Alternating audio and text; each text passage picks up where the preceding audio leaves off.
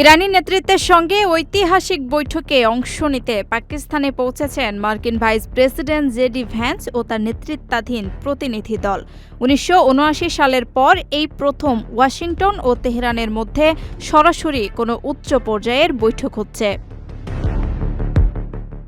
শনিবার সকালে ইসলামাবাদের নূর খান বিমান ঘাঁটিতে অবতরণের পর ভাইস প্রেসিডেন্ট ভ্যান্সকে স্বাগত জানান পাকিস্তানের উপপ্রধানমন্ত্রী ইশাক দার, প্রতিরক্ষা বাহিনীর প্রধান ও সেনাবাহিনী প্রধান ফিল্ড মার্শাল আসিম মুনির এবং স্বরাষ্ট্রমন্ত্রী মহসিন নকভি।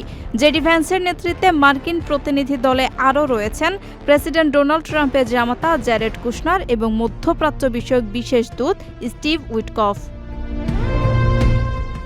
অন্যদিকে এদিন ভোরেই ইসলামাবাদে পৌঁছায় ইরানি প্রতিনিধি দল। নেতৃত্ব দিচ্ছেন দেশটির পার্লামেন্ট স্পিকার মোহাম্মদ বাঘের গালিবাফ। এই দলে পররাষ্ট্রমন্ত্রী আব্বাস আরাগচিও রয়েছেন।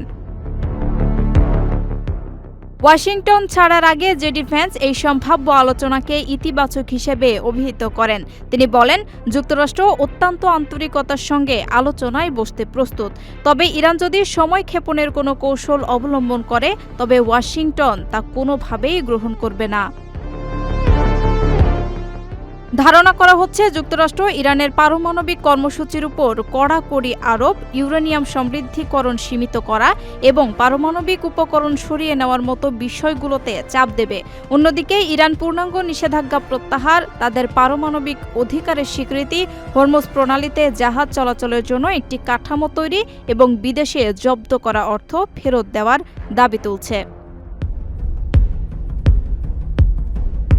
আকর্ষণীয় রেট ও দারুণ সব ডাটা বান্ডেল পেতে আজই ব্যবহার করুন ফ্রেন্ডলি সিম।